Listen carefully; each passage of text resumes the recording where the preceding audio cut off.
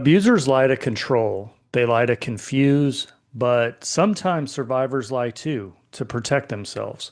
Today we're unpacking both sides. When you've lived through abuse, lying can become survival. You learn to hide your truth to stay safe, but where is the line between survival and then deception? Lies are a part of every abusive cycle. Some used to control, others used to cope. And today we're unpacking why people lie and when it becomes abuse. Welcome back to the Touch My Health podcast. My name is Matt. I'm Katie. Abuse and lying often go hand in hand, but not always in the way people think. Abusers lie to manipulate, control, and confuse. Survivors may lie or even omit truths as a way to protect themselves from harm or judgment. And in this episode, we're going to explore the psychology behind lying in abusive dynamics, whether omission counts as dishonesty, and how trauma changes the way that we relate to truth. Okay, let's talk about the role of lying and abuse and what that looks like. So, when you think of lying and abuse, what are some examples of abusive lying? Abusive lying to me is manipulating truths or omitting facts. So the narrative pushes in your direction.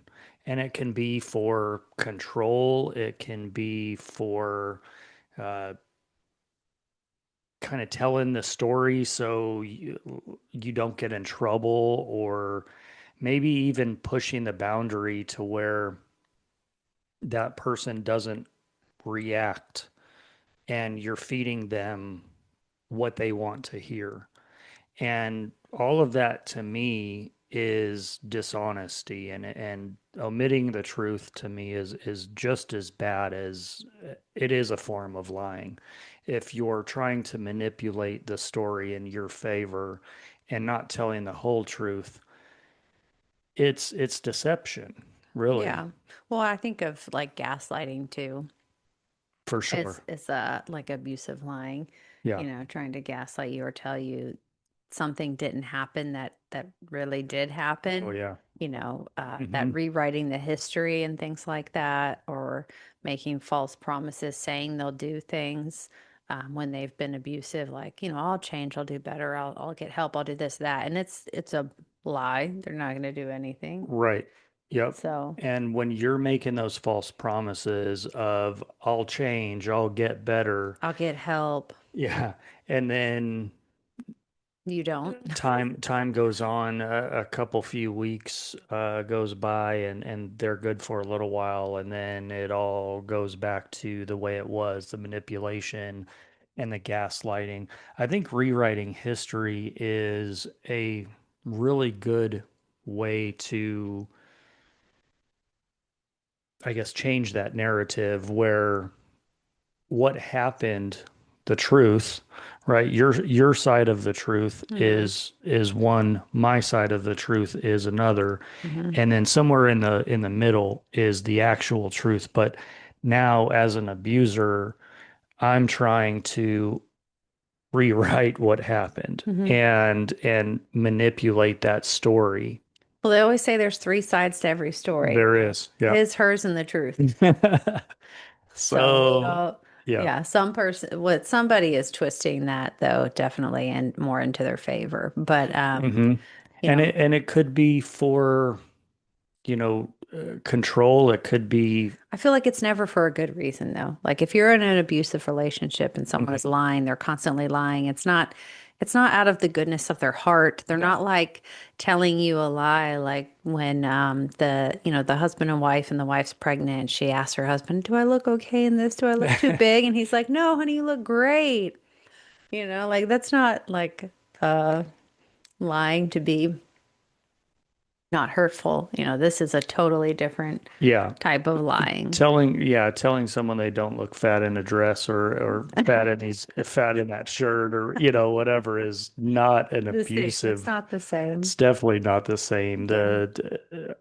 The gaslighting and that type of manipulation is all an abuse tactic to gain that control over a person. Hmm.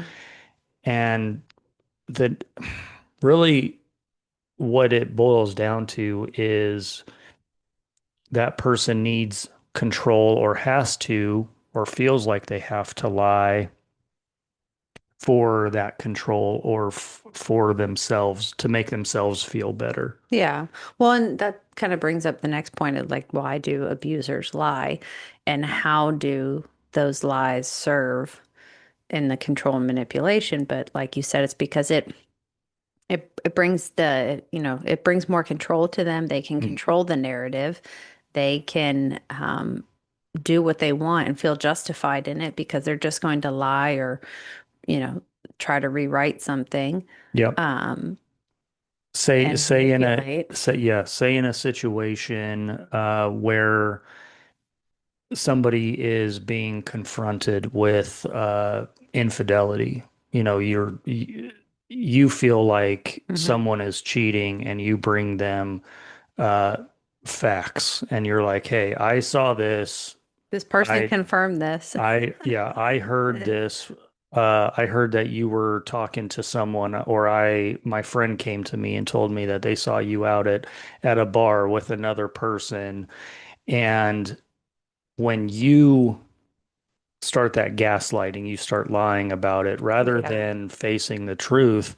That's that's a form of manipulation. And the why is because They don't want to be caught. you don't want to be caught. Well, and they don't want to take responsibility. They don't want to hold themselves 100%. accountable and they don't want to admit that, yeah, you're right. I did something wrong and I'm sorry. And, Yep. they just want to lie to be able to say that, or turn it around on you. It's not their fault. Like, hmm yeah. When we had this discussion early on in our relationship, um, you came to me and you were like, "Hey, I saw you talking to this person in a way that wasn't respectable or wasn't respectful of our relationship." When we talked about that, how do you feel like that? How do you feel like that played out in our relationship? Do you think there was good, bad? What were your feelings in that moment? You just kind of threw me on the spot here, huh? hmm Well, first, I don't, you have to elaborate on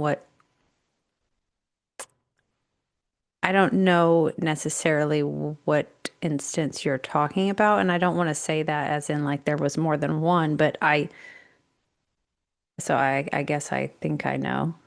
I could have lied and manipulated my way out of it. Yeah. Well, not out of it, no.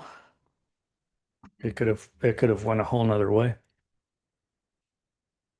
See, I disagree because I saw it in front of me. It's not a hearsay. It was literally in front of my face. There's no hearsay. There's no manipulating that. It's a fact. Like Right. oh, that wasn't you typing on your phone at that time? Like there's no way. Somebody Yeah. stole my Yeah. phone. No, so that's I think a little bit different because there's no way you're right, you could have, but it wouldn't have worked because then I would have just been like, wow, you were just an outright bold-faced liar. You're not who I thought you Yep. were. hmm Like, I'm fucking leaving. Yeah. And do you think you would have left in that moment? Yeah. Yeah. Hmm. If I would have tried to lie or manipulate the situation in my favor? And been very defensive and started calling me crazy or saying all these horrible things to me to try to justify your actions and make yourself feel better. Oh yeah, 100%. Because I'm not doing that again. Right. Yeah. Well, I've always told you though how you react to things. Anytime we've ever talked about something that I've had an issue with or I've hmm been concerned about or anything that's happened in our relationship, even when we had, you know, um, I don't want to say fights because we don't really fight, but disagreements, arguments, Disagreements. struggles, whatever. hmm How you handle things is the only one of the only reasons why I feel still like safe and that I can come talk to you, even when it's difficult, and that trust that our I trust you in our relationship because you could have handled things very differently, not that we'd be sitting in this spot right now, Yeah. but you could have, and then it would have just ended our relationship and you would have moved on and I would have moved on. But Yeah, and you that's know, typically what we'll say abusers do, or somebody that would try and gaslight you or manipulate that situation, because in the instance where you brought it to me and you're like, hey, this is not okay. This is the way that you're talking to this person is not okay. And sure, it was um, it was out of line on my part for sure, but uh, very early on in our relationship, and things got, it was. no, babe, I would say no. We were together for over a year when that happened. I wouldn't say that's early. I mean, at least not to me. I mean, maybe Fine. by some people's standards, but at that point, We weren't living together. no, but we shouldn't have to be living together for that to still not be considered early. Yeah. Yeah. It's not like it was like 3 months, 6 months in. Like to me, that's early. Okay. When you cross that 1 year mark, things like that should not happen, in my opinion. Agreed. And when uh when the discussion took place, did I lie to you? Did I try and manipulate the situation? No, you did not. But I don't think you also knew, you didn't know beforehand that, um, because that situation was a little different too. It's not like, um, that was, it's not like I saw something and said, hey, let me, can you show me this? Or like I went through your phone or something like that. I said, because I had already had concerns and reservations about this person. And then we were on vacation and I saw her name come up and I asked you about it and you handed me your phone. Hmm. And Yeah. as soon as I started reading, that's when that kind of changed. And you at first tried to backtrack and then I think you realized that was not a smart move and just let me let me carry on. So it was a little bit, it's not like, hey, I found this information. I'm coming to you with it. Um, what do you have to say for yourself? You know, it was it was a little different in that sense. Yeah. Accepting responsibility for the things that I was saying. Yeah, because you didn't think I was ever going to see that stuff. No. Yeah. No, and it's not So, like that I was trying to hide it, but it definitely was something that I accepted responsibility. We talked about it and have since moved on. Yeah. yeah, Oh, we'll keep going with that. we'll see. I, I don't know why that just popped in my head, but it did. I was like, that caught me very off guard. I didn't know. Now you have me here picking at my pants because I'm nervous. And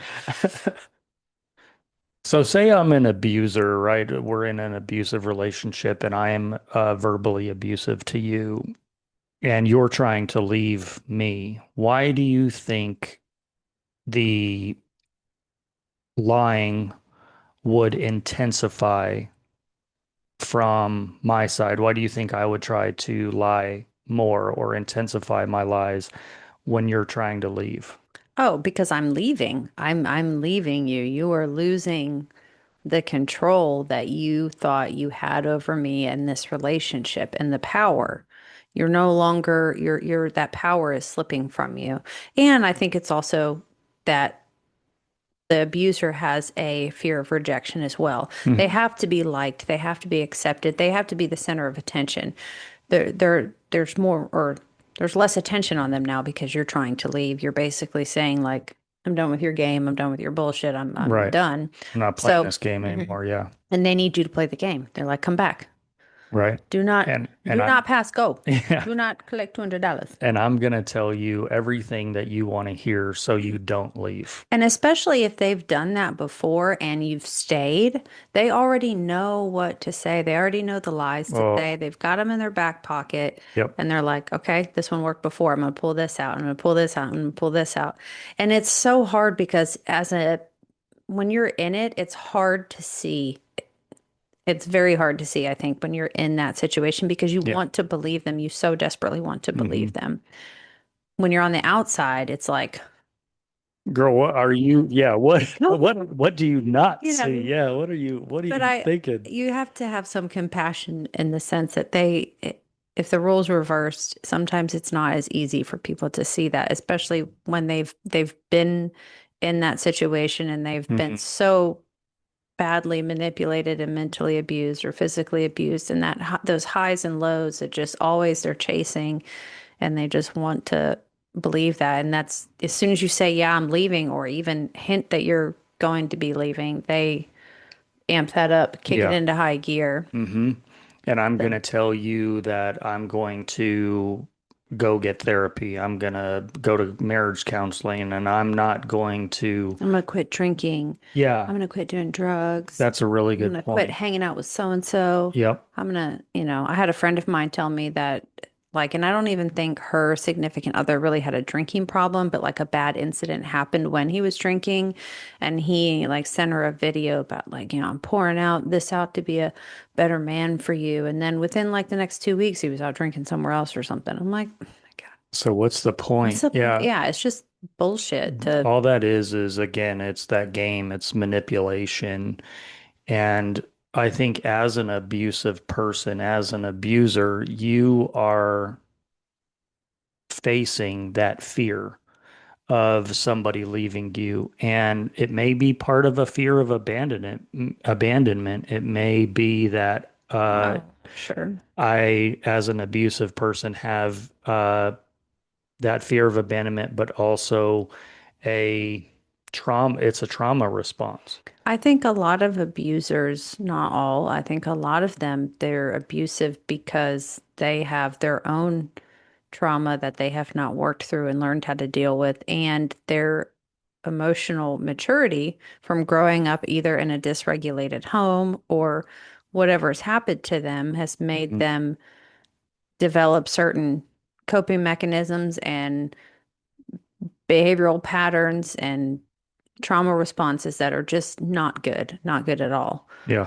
Um, And it could be that it was a learned behavior. They saw their dad doing it. Right. And, if it's a male or female, they saw one of their parents be this way. So they think that that is okay to act this way, or that's the normal for Yeah. them. And It's that's, like it's either two sides. You either see it and you're like, I know that's not how I want to be, or you see it and that's all you know. And so that is the behaviors that you take on. yep. And you have now become your parent in a sense, Yeah, or whoever. I mean, right? Wherever that grandparent, parent, whoever um, raised you. raised you and Yeah. was the role model for Yeah. you for growing up. Hmm. But now the other side of that, let's talk about, and that was like the abuser side. So the survivor side.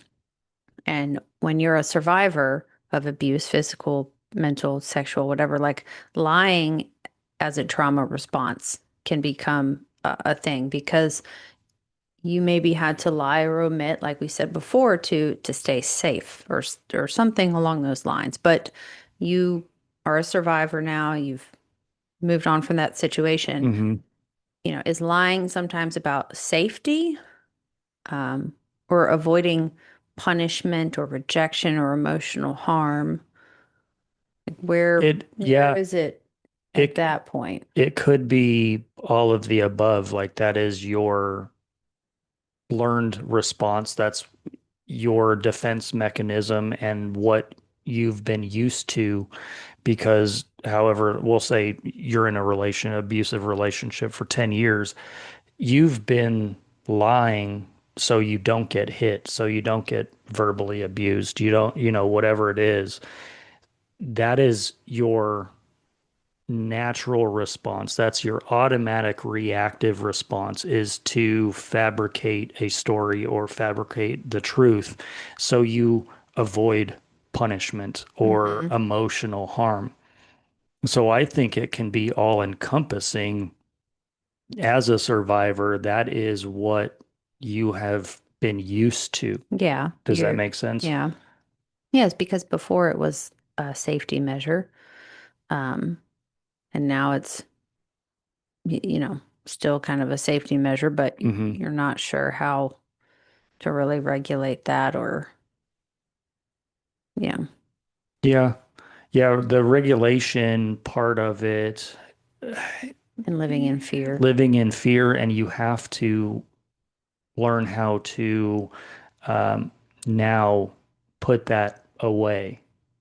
And sometimes that can be more difficult because you're living in fear. So now you have to rewire your brain and your Hmm. natural response. And you know that can be really tough. Do you think Yeah. that living in fear, you're able to rewire your ability to tell the truth? Yeah, I think you can. I think living in fear does rewire your brain to not tell the truth all the Hmm. time. And so you have to kind of like undo that and rewire it again so that you can just tell the truth freely. But that takes time It does. because you have to feel very safe and you have to feel comfortable enough to be able to just do things that you weren't able to do before. And one of them is tell the truth freely without fear of repercussions. Hmm. And be okay with what the person that's coming to you, how they're going to react to that. Mhm. And sometimes when you are being faced with a tough question or a tough situation, and your normal response is to lie, a lot of times in my experience, now we're fighting about why you're lying and not talking about the actual problem that we first faced. Now we're talking about why you felt like you needed to lie to me. Like, why is this not a safe space where you can tell me the truth and we can Mhm. now have an honest conversation back and forth about the problem? Now we're talking about why you feel it's okay to lie to me. And I mean, I felt this a lot in my marriage. I'd fight it with my daughter, and it's it's tough to have or to try and build a safe space for somebody to feel like they can be honest with you, because sometimes they may not understand that. They may not understand that the safety of telling the truth. Well, and sometimes they can feel like shame. Like shame can make honesty feel unsafe because Yep. their honesty, they feel shame about that. So, like, how can shame make honesty feel unsafe? Shame makes honesty feel unsafe because it leads to a fear of judgment, a feeling of being fundamentally flawed, Yeah. and a need to hide or even withdraw. Mhm. Instead of fostering a connection, shame creates that anxiety around vulnerability, making the potential emotional pain of being seen as wrong or bad Yeah.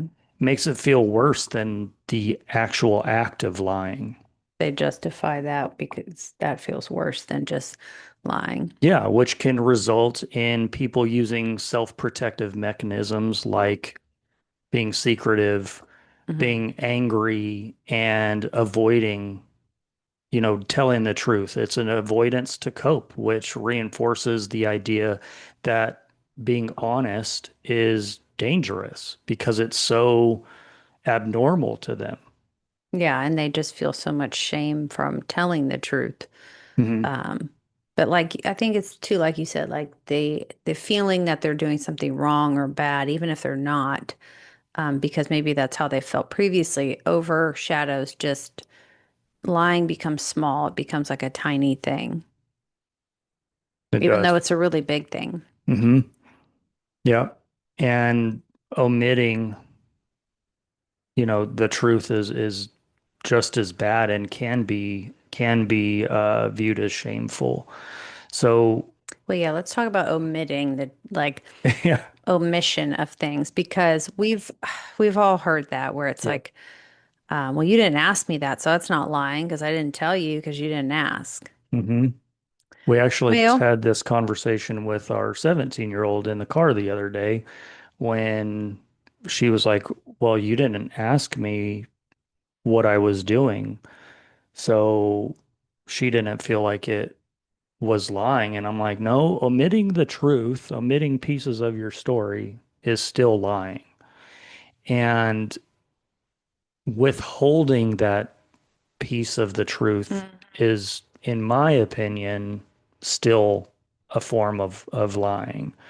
And I mean, do you feel the same way? Do you think withholding information is always dishonest, or do you think that maybe it's a way to stay safe? So I think it depends on who it's coming from because if I'm an abuser, if I'm somebody who's very manipulative, controlling, I'm just a really shit person, Uh-huh. and I'm out and about and I say I'm with so and so, and then later on you find out it wasn't just so and so, it was all these other people or people that you don't particularly care for, make you feel uncomfortable because when they're with so and so they always act differently and Yep. things happen.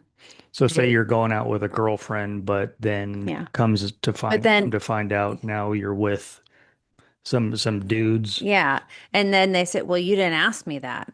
You didn't ask me who all I was with. You only asked me then. You didn't ask me later. Or, you didn't, I wasn't lying because you didn't ask. I couldn't help it. Like, you could have said something, especially if it's a problem and it's something that makes the other person feel uncomfortable. You could have absolutely been forthcoming. And someone doesn't just have to ask you something for you to be able to tell facts and information, especially if you know how it affects the other person. Right.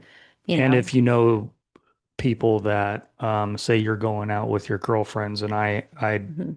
have a problem with you being around this one girl, Person. right? This one girl will say, and you're like, "Oh yeah, I'm going out with girl number one." Well, we'll say, I don't know, Stacy, Mhm. right?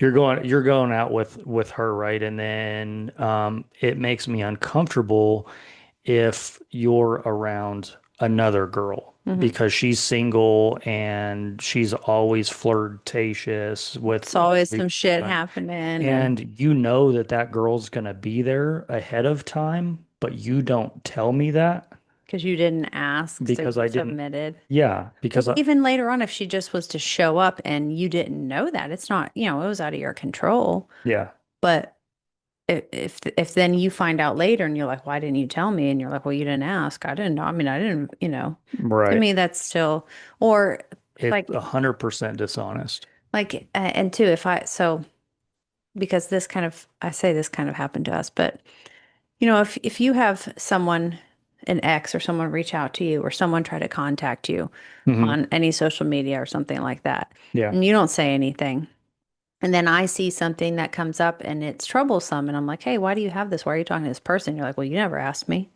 Well, you didn't ask me if they reached out to me. Yeah. Like, well, okay, so do I have to ask you every day, Every day. hey, has somebody reached out to you that you Somebody from shouldn't your probably past. be talking to? Right. And, you know, Yeah. Like when I had an ex email me, first thing I did was tell you, Right. you know, because I don't want any, I don't want to not say anything. And then, something comes up and you're like, well, you never told me, Yeah. you know, And that's just when an example. I'm, right. And when you told me that, it made me feel a certain way. And I explained to you, I was like, I don't think you should email your ex-husband back. yeah. Like to me, I just don't think that should be, you shouldn't open that door of communication. It doesn't matter what the context is because it's just opening that door Hmm. for Yeah. opening the line of communication. Yeah. And if you are And in a committed relationship, that door should be all the way closed. yeah. Well, and that's like people who confide in uh people who confide in friends of the opposite sex about their relationship. Like, I think that's a no-no. You don't do that because that's a door you're opening up. Like, what do you expect them to say? Do you expect them to, you know, Yeah, I disagree a little bit. Um, because if say in my experience, I mean, I have a lot more female friends, but say I've been friends with somebody, we'll say, I don't know, 15, 20 years. We've never slept together. We've never been any type of sexually attracted to each other, and this is my what I'll call my best friend.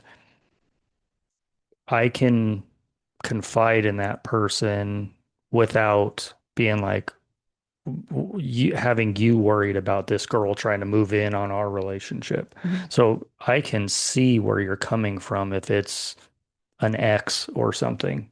Yeah, well, in your case, like there are people that like I know you've known for a very long time, like 10, 15 years or whatever in those situations, you're right. I think it's a little bit different, but I guess I'm more referring to when people confide in someone of the opposite sex that, yeah, like they don't have that kind of, I think about this is how workplace romances start. Oh, You start confiding in yeah, someone at work, right. and then all of a sudden you're talking outside of work, and then, all you both are doing is bitching to each other about your significant other, or even if it's someone that you don't know that, and it starts online, Yeah. you know, and then all of a sudden It creates a, you're opening a door there. yeah, and And it, then if you omit that, that is yeah, lying. yep. If I'm not telling you that I'm talking to that person, it's definitely lying.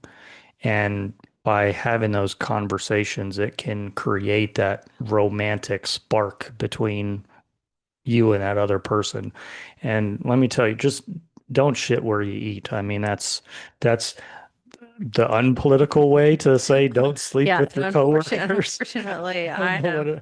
I don't know what Yeah, other way to say yeah, it, but and that's it's not fun. It's not fun it's from not personal something, experience. It's yeah, not it's fun. not something that I've ever partaken in, but yeah, Well, that's lucky you.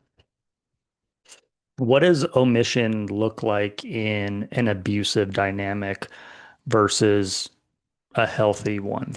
I don't know that I really know a difference. Do you? I mean, I feel like how is omission ever healthy? I'm trying to think of when you would want to omit something,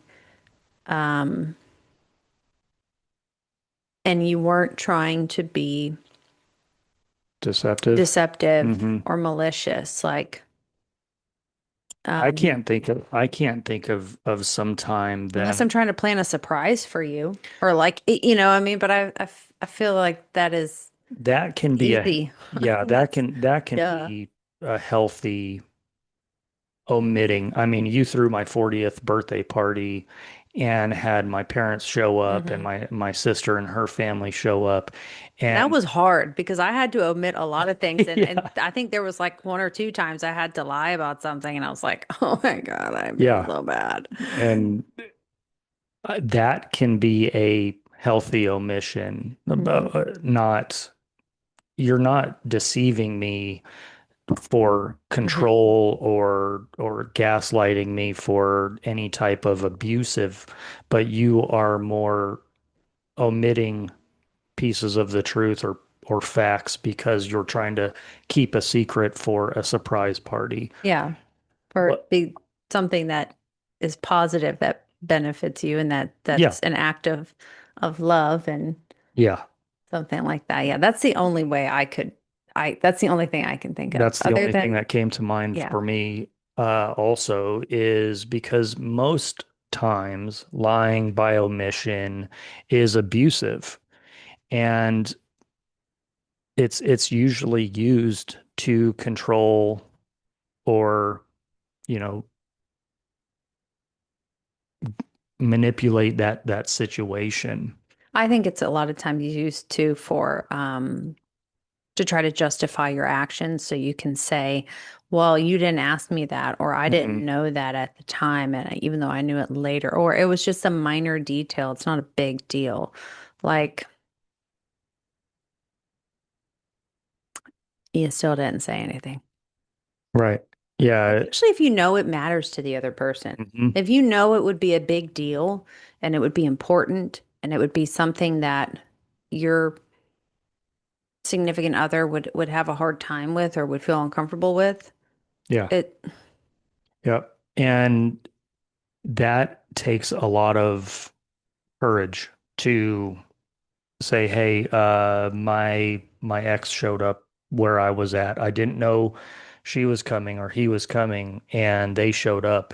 It's hard because I don't know how you're going to react to that, Mhm. but it is a huge part of trust is being like, okay, hey, this person, my ex showed up, and just the other day when I flew to Nashville, Oh yeah. and I flew to, It's funny. it was wild. So, I was flying to Nashville to go see my sister and watch my nephew play football. And on my flight, while I was in line waiting to get on the flight, I saw my ex, and it was the ex that I dated before you. And um, I texted you and I was like, "You're never gonna guess." Yeah, It and I'm was like, only you, babe. Yeah. Only you. Yeah. And it's a part of that trust because honestly, I mean, I had a little bit of that reservation as secure in our relationship as I am. I still was like, shit, I don't know if this is going to upset you, if this is going to look like her and I are taking a trip to Nashville. Like it's You planned this. yeah, yeah. No, And I and didn't it's even think and that. it's tough to say that. It's tough to have that courage, but knowing that it can affect the long term, like had you found that out on your own for however that could have Yeah. happened, that would have been, that would have looked Looked like, worse. it would have looked worse. It would have looked like I was lying. And then Or like you guys had planned it. yeah, exactly. Yeah. Well, and I think part of that too, though, is you have to when you're being forthcoming in situations like that, as the other person on the receiving end, if they're being forthcoming and they're saying things like that, you have to be receptive in a positive way and not automatically like had you said that and then I just started attacking you or getting upset or letting all my feelings or emotions come out instead of stopping and thinking rationally, like had I had, any of those, it would make you think twice about telling those types of things. Oh, 100%. So you have to also remember that when you do have someone who's being forthcoming and not omitting facts or telling you things when it's important to you to just, take a second to appreciate it and not Yep. especially if there's trauma or past like I'm thinking about a situation where if somebody had previous infidelity or something like that and they are trying to change, they are trying to get better and they're trying to be honest and they are forthcoming and don't omit a fact and tell you something and then your emotions are everywhere and you get upset and you just start getting Yeah. angry Hmm. just because it's a situation that's out of your control, like to pause and breathe and Yeah. just You be have considerate of to, that. as the person that is being told that, have to appreciate the honesty, and you have to do that in the moment. You have to be like, hey, I appreciate you telling me. I know that, this is, I'm sure, crazy for you as well, but Hmm. thanks for saying something. Because it can go one of two ways. It can go very great, or it can be the opposite of that. It can fly off the handle really quickly, like you said, if your natural response or your first response is anger and you blow up and I'm like, get off that damn plane right yeah, now. yeah. Uh, I just was like, oh, only you, honey. Only you. it's That would true. I happen too. I swear I have no idea how. I mean, we run into people I know damn near everywhere, so it's it's only fitting, I guess. Yeah. But it also leads into, I guess, another question is like, how can trauma survivors learn to feel safe telling the truth again? You know? I think that comes with a lot of trust. I think that comes with a lot of honesty and, like you said, being receptive to that because, in my past too, I haven't felt safe in a relationship enough to say to let you know that, hey, my ex was on the flight. I probably before that would have never told any of my past girlfriends or my ex-wife. I would have just kept that one to myself, told a couple of my buddies and moved on, Hmm. and not said anything because there wasn't that safety net and there wasn't the trust. And as a trauma survivor myself, I mean, feeling safe in the relationship can completely change that dynamic. It can make telling the truth and not omitting facts Hmm. can can greatly improve a relationship. Yes. And I know for me, like when I think about this question, feeling safe telling the truth, I don't know that I like if I'm thinking about my past, just most previous relationship, I don't remember not being truthful. I mean, I remember times maybe omitting things or not. I mean, I cannot remember a time where I like lied or was Just deceptive, blatantly lied. right? Mhm. Um, and a lot of it was more just as a protection for myself, just not saying things because I didn't even want to get in an argument or a fight or whatever. But with me and you feeling safe to tell the truth, it's not so much feeling safe to tell the truth, it's just feeling safe to, yes, always tell the truth. But even when I feel uncomfortable, to know that you're not, no matter what I say, you're not going to yell at me, you're not going to scream at me, you're not going to, you know, degrade me or say Yeah. something bad, and you are going to still reassure me. Like I told you, what was it when we talked about something before? I was like, listen, when we have these heavy discussions, like my fear of abandonment kicks in, and I need you to reassure me that you still love me and you're not going to leave And I'm not me, leaving. Right. because it that is for me something that really held me back from being honest and telling the truth, because I was just that fear of abandonment and the fear of someone leaving me that Yeah. kept. And I have to validate those feelings for you. It's part of your love language is your validation. And it's not Words just of affirmation. it's the words of affirmation, and that's part of knowing your partner's love language and loving your partner in that love language. And when you come to me with these, you know, thoughts or feelings, I have to validate that. I can't be like, "Oh, you're here we Here go she goes. again." Yes. Here she goes again. Yeah. God, crazy. Crazy. You have to be like, I can see why this would upset you, Hmm. but let me assure you that what you're thinking is probably not, you're overthinking it in your Yeah. case most of the time.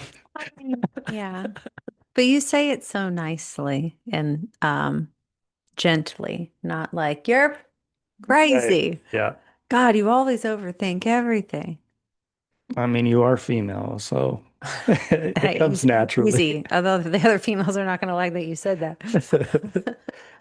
Um, It does. It comes naturally. So, I listen, it's think part of uh the chromosome, yes, that we have. 100%. But I think to sum that up, I think creating that safe environment where you can be 100% honest and open about somebody showing up or somebody being in the room Just that, anything, yeah, or just anything. anything. And it not becoming this Big blown up big blown up situation. situation or being turned around back at you because the other person can't take constructive criticism or any type of Hmm. hard conversation. And so they just get defensive and retaliate. Yep. Let's talk about the healing side. We've And talked about accountability. the healing and the accountability for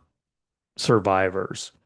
How do you think survivors can recognize when lying is no longer serving them? So when the lie no longer feels protective, but feels heavy, Hmm. you have it's weighing on you. You start realizing it's keeping you stuck in that state of constant lies instead of Yep. feeling safe. And it's that moment you feel anxiety when you tell the lie instead of relief, in hiding Yeah. something. So I think that's when you know it's time to start facing that fact and that it's just keeping you stuck. It's not serving you and making you get better anymore. Yeah. And a lot of lying can lead to anxiousness or anxiety. I Hmm. mean, you're trying to keep that lie alive And and remember it. remember it. And 99% of the time, liars cannot keep their story straight. There's always holes. Hmm. When you look into a story that this person that's lying to you, you start breaking it down and you're like, this doesn't make sense. And common sense is telling you, or your gut is telling you that that person is lying to you. The person that is lying 99% of the time, I would say, is high anxiety or feeling anxious because, oh God, they're asking me more questions. Now you got to come up with more lies. And you got to make sure that they fit the lies you already told. And Yeah. that's where a lot of times it doesn't. Yeah, and it stops serving them because now, they have to keep that lie alive, and maybe that recognizing those feelings can be part of knowing that it's no longer serving me to lie. What role does compassion play in rebuilding trust after trauma? Ooh, compassion, especially toward yourself, is everything. Hmm. You can't rebuild trust by beating yourself up for the ways that you survived. Compassion softens the shame and creates space for your own personal growth. And without it, honesty just feels like punishment. Yeah. You have to feel compassion towards yourself. You have to Yeah. give yourself compassion and allow yourself to fail. Say I was this way before. I was an abusive, or I Yeah, was a either liar before, and now I'm different. Now I'm better. Now I am moving on from that, and you have to be compassionate to your old self. That is how I was, but that's not how I am. Yeah, and the flip side of that too is if even if you're a person who's the survivor of the abuse and you had to lie to protect yourself in Mhm. those instances and now you're out of that, but you find yourself still lying because you're scared and like we said it honesty didn't feel safe. Giving yourself compassion and having self-compassion for yourself and not with the shame again, not feeling shameful and just creating that space for growth, um, and being easy on yourself. It, takes time. It does. It does. And you have to realize that in personal growth, it's not overnight. I mean, you want it to be, you want to see immediate results, Yeah, but we all do. really, yeah, but really it doesn't. Uh, Personal growth takes a lot of effort and takes a lot of time. And Yeah. it just, that's just the way it is. There's no other better way to say it is that you can wake up one day and say, I'm no longer going to be like this. But the Yeah. people that were victims to your abuse or to your lying are not going to immediately have that same light bulb moment that you had. People are still going to not trust you 100%. So you have to accept that and be compassionate to them as well. You have to know that what you did to them was hurtful, Hmm. and it may take time to rebuild that trust with those people that you deceived or were maybe not the best person to. Oh, yeah, And for you sure. have to accept that their feelings are valid, and the way that they feel towards you is valid. Unless you are Christina Aguilera and you got a genie in a bottle and you Mm. can just three wishes. I wish to. Yeah. How can someone tell if they're lying to stay safe or lying to stay stuck? Ooh, that's a good question. I think it's intention. Hmm. You know, you check your intention behind it. If you're lying out of fear because the truth still feels scary and feels dangerous, that's probably safety. Right. If you're lying to avoid accountability or to prevent growth in yourself, then that's stuck. One protects you, the other prevents you from healing. It's Oh, it's really that simple. So what is your intention? I think intention has we should probably do a whole episode on intention. I feel like intention is so important. It is just like a driver in everything you do. What's your intention behind something? I know for me, it's a big deal. It's a big deal. Like we've had this conversation before too. What is your intention? If you have ill intentions and if you have really bad intentions, yeah. it doesn't matter what it's even about. Like it's Yep. bad. If And your intentions are not that, if your intentions are good and or in this case like, you're scared and you're lying out of fear mhm. and That can certainly be different. Uh, if you're lying to protect yourself, then that's a situation you need to probably remove yourself from, because there's no reason for that. yeah. What are the healthiest ways to rebuild honesty after surviving abuse? Name a couple. Rebuilding honesty starts with safety, not shame. Right. When you've lived in survival mode, I've lived in survival mode, lying or hiding becomes an automatic reflex. It's how you protected yourself. So the first step isn't forcing the truth, it's creating an environment where truth feels safe again. It's like we talked about, creating that environment where Mhm. you feel like you can be honest and 100% honest, not partially, Right. but fully. Right. And that probably means like starting small, Hmm. um, you know, just practice honesty in low risk situations first, telling someone exactly how you feel or expressing a boundary, even admitting when you're, uncomfortable, Hmm. but just doing those small little practice steps first. Yeah, and telling someone when you're uncomfortable again is tough, but that is a small step, and you have to build self-trust. Abuse teaches you to doubt your own reality. Mm. Rebuilding honesty begins with believing your own experiences and your own feelings and your version of events. So to do that, you have to find safe people. Share the truth only with those who respond with empathy and compassion. They're not out to judge you. If you tell the truth and get punished or dismissed, it will only reinforce that fear that honesty isn't safe. And those people probably shouldn't be a part of your world Probably shouldn't be in your safe group or at yeah, all. that group you've built. Also, I think, releasing guilt, which can be a very hard thing to do. Sometimes we like to hang on to our guilt because we feel like we don't deserve to let it go. But if you've lied in the past to survive, that doesn't make you a bad person. It just makes you a human being. Honesty Oh, yeah. grows best when you forgive yourself for the ways that you had to protect yourself. But it is a hard thing to do because it's just human nature. A lot of times we want to hang on.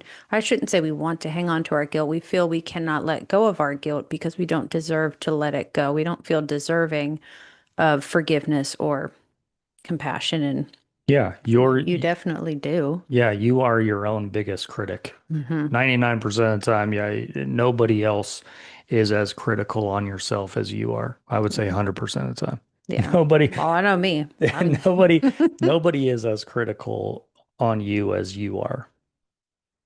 Yeah. And you have to work on regulation too. When you're triggered, the instinct to hide Oh yeah. or lie or minimize, it comes back. Learning to calm your body will make honesty possible. Yeah, that's a big one too, I think, because as soon as that deregulation and fear or whatever it is comes back in, Mm. you want to know, you want to go to what you know is safe or, And not that if comfortable lying feeling. is your first Hmm. reaction, then that's how you're going to feel Yeah. when that fear comes back. And ultimately, honesty after abuse isn't about confession, it's about connecting. You want to rebuild it piece by piece by choosing to tell the truth in spaces that honor your safety and honor your healing. Yeah, I think that's great. I mean, those are some of the best things and the healthiest things that you can do to really start helping in that healing.